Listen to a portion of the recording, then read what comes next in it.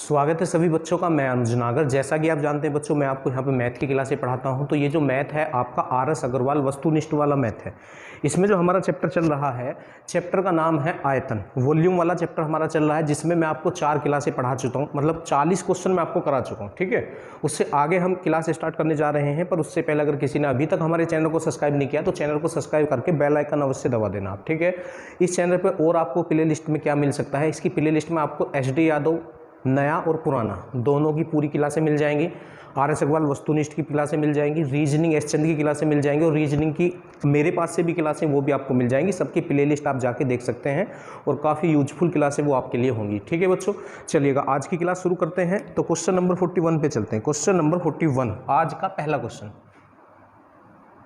Question में क्या है 10 सेंटीमीटर भुजा वाले 6 घनों को एक साथ मिलाकर रखने पर बने घनाभ का संपूर्ण पृष्ठ क्या होगा। देखो, घन की तो सभी भुजाएं बराबर होती हैं, और घन का जो इसमें जो है, इसने कहा है 10 सेंटीमीटर वाले 6 घनों को। सपोज करो थोड़ी देर के लिए मान लो ये है एक घन, हालांकि इस शेप में नहीं बनेगा, पर मैं थोड़ी देर के लिए समझाने के लिए कह रहा हूँ। और 10 सेंटीमीटर है ऐसे, तो 6 रख रहा है ये ऐसे, 2 3 4 5 6, तो उसकी एक लेंथ ना 10 20 30 40 50 60 हो जाएगी।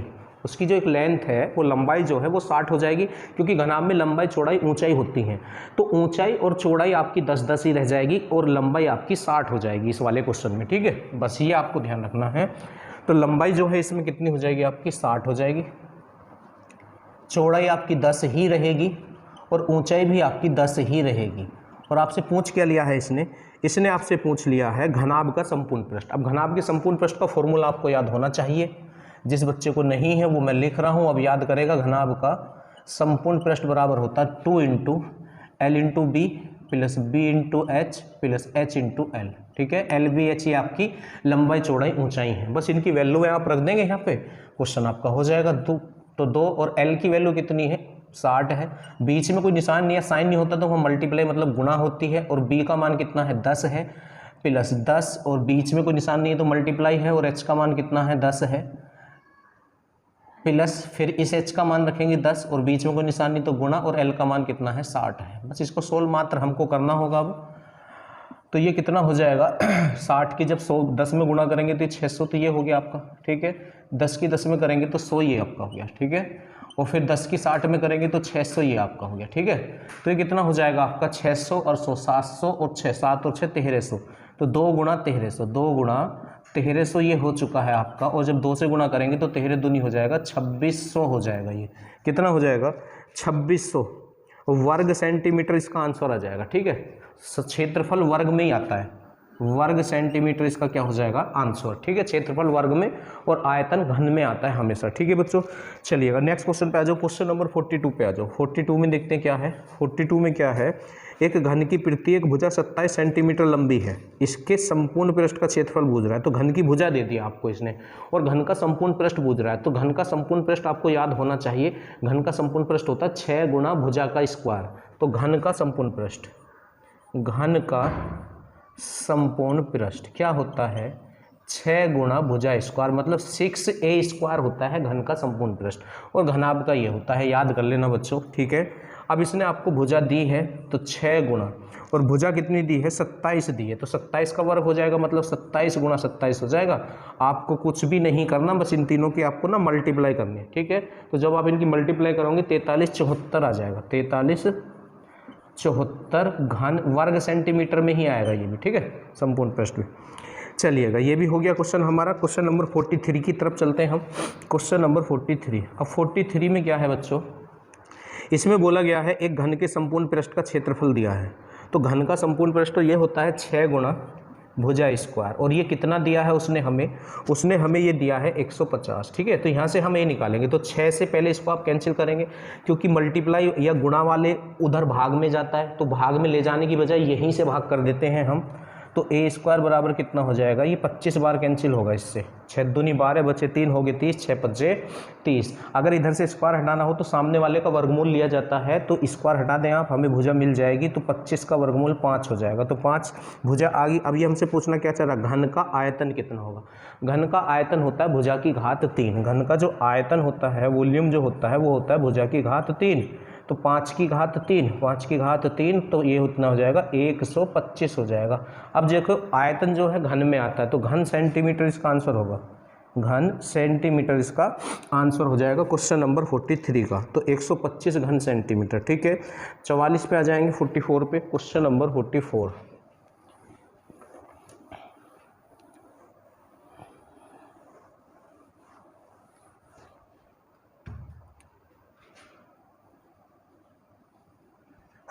में क्या है, एक घन का आयतन 512 घन सेंटीमीटर है। अब देखिएगा घन का आयतन होता है भुजा की घात 3, और ये कितना दिया है उसने आपको, 512 दिया है। ठीक है, इस पे से घात 3 आप हटाओगे तो सामने वाले का घनमूल लेना होगा, तो 512 का घनमूल होता है 8।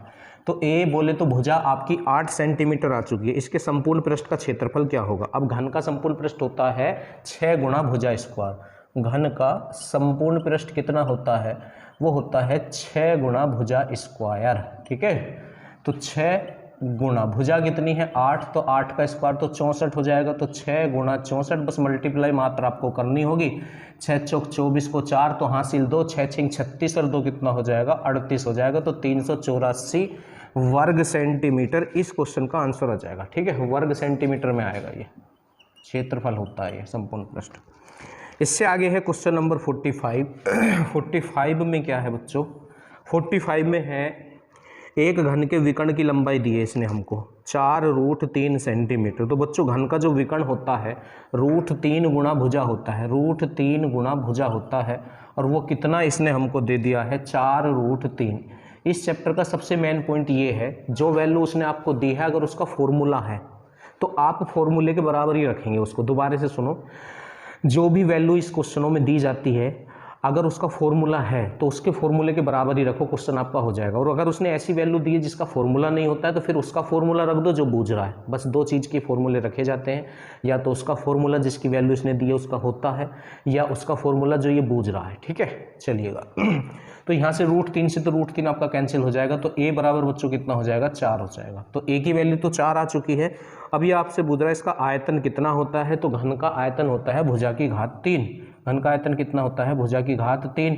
अब भुजा कितनी है इसकी 4, तो 4 की घात 3 आपको सबको पता है 64 घन सेंटीमीटर हो जाएगा ये, क्योंकि आयतन घन में आता है, क्यूब में आता है। ठीक है, इससे आगे आ जाएंगे 46 पे आ जाएंगे, क्वेश्चन नंबर 46।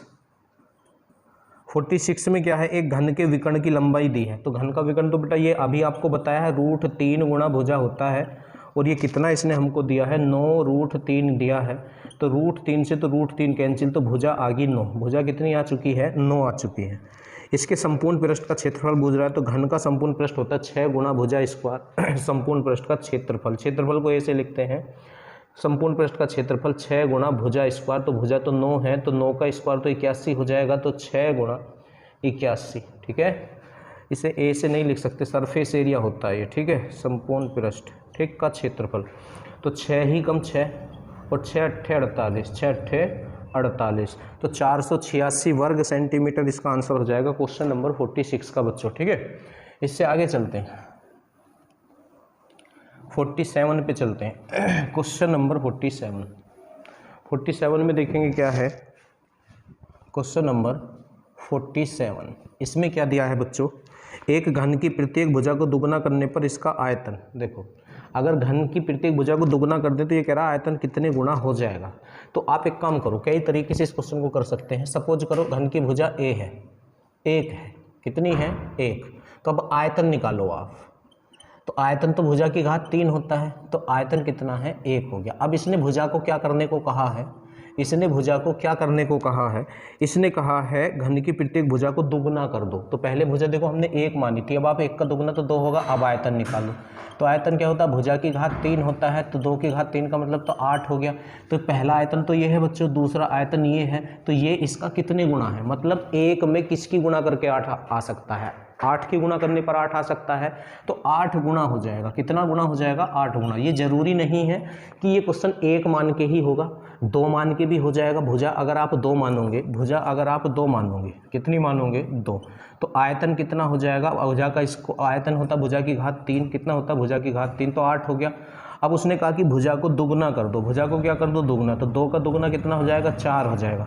तो अब आयतन क्या होता है, 4 की घात 3 हो जाएगा, तो 4 की घात 3 का मतलब क्या है, 64 हो जाएगा। तो अब बताओ 8 का कितने गुना है, ये 8 का 8 गुना है। तो मान के तो कुछ भी हो जाता है बच्चों, ठीक है। तो 8 गुना इसका आंसर आ जाएगा क्वेश्चन नंबर 47 का। चलिएगा 48 पे आ जाएंगे आप, क्वेश्चन नंबर 48 पे। 48 में देखते हैं क्या है बच्चों। इसमें है एक घन के संपूर्ण पृष्ठ का क्षेत्रफल दिया है। अब देखो घन का संपूर्ण पृष्ठ होता है 6 गुना भुजा स्क्वायर, और वो कितना दिया है इसने हमको, 600 दिया है। तो ए स्क्वायर बराबर कितना हो जाएगा, 100 हो जाएगा। तो ए बराबर कितना हो जाएगा, 10 हो जाएगा, ठीक है।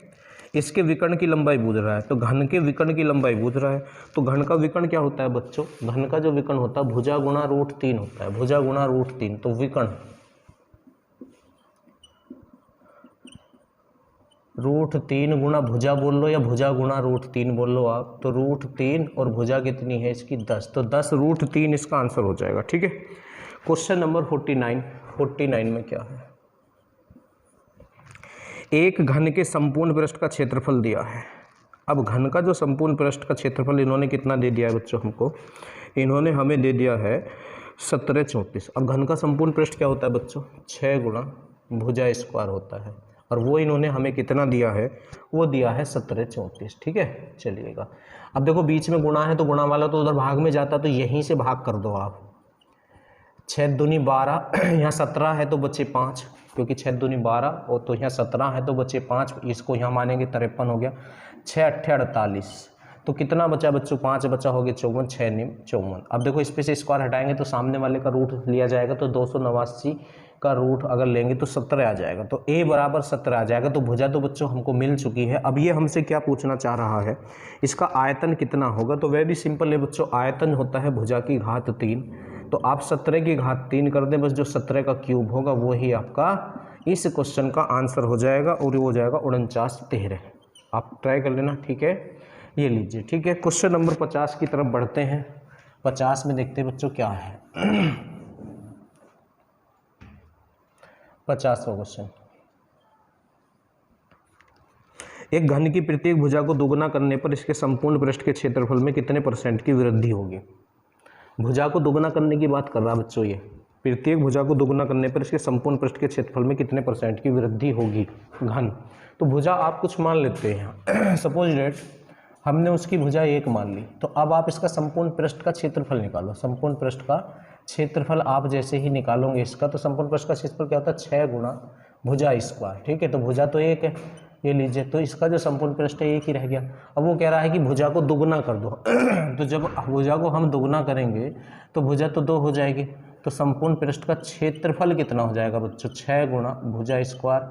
तो भुजा तो 2 है, तो 6 गुना 4, तो ये कितना हो जाएगा 24, ठीक है। कितना हो जाएगा 24। तो पहले 6 था, अब 24 हो गया है। और वो पूछना क्या चाह रहा है हमसे कि इसके संपूर्ण पृष्ठ के क्षेत्रफल में कितने % की वृद्धि होगी। अब देखो बच्चों, जब भी वृद्धि % निकालना हो या कमी %, तो ऊपर तो अंतर रखते हैं, तो इन दोनों में वृद्धि % निकालना, तो इनमें अंतर हम करेंगे, ठीक है। कर लिया हमने अंतर 18 का। और वृद्धि % में क्या करते हैं, बटे में इन दोनों में से छोटा वाला रखते हैं वृद्धि % में, हाँ। और कमी % में बटे में इन दोनों में से बड़ा वाला रखते हैं। तो वृद्धि % पूछ रहा है, तो बटे में 6 आ जाएगा। बटे में कितना आ जाएगा, 6 आ जाएगा। और परसेंटेज लाने के लिए 100 से की जाती है गुणा। ये बेसिक पॉइंट है मैथ का, परसेंटेज लाने के लिए 100 से गुणा करते हैं और हटाने के लिए 100 से भाग करते हैं। तो 6 से ये कितनी बार कैंसिल हो जाएगा, 3 बार। तो ये हो जाएगा 300% की वृद्धि हो जाएगी, ठीक है। तो इस तरह से आप कर सकते हैं। तो यहीं तक इस क्लास में क्वेश्चन कराने थे। नेक्स्ट क्वेश्चन आपको कल मिल जाएंगे, ठीक है। चलिएगा, मिलते हैं नेक्स्ट वीडियो।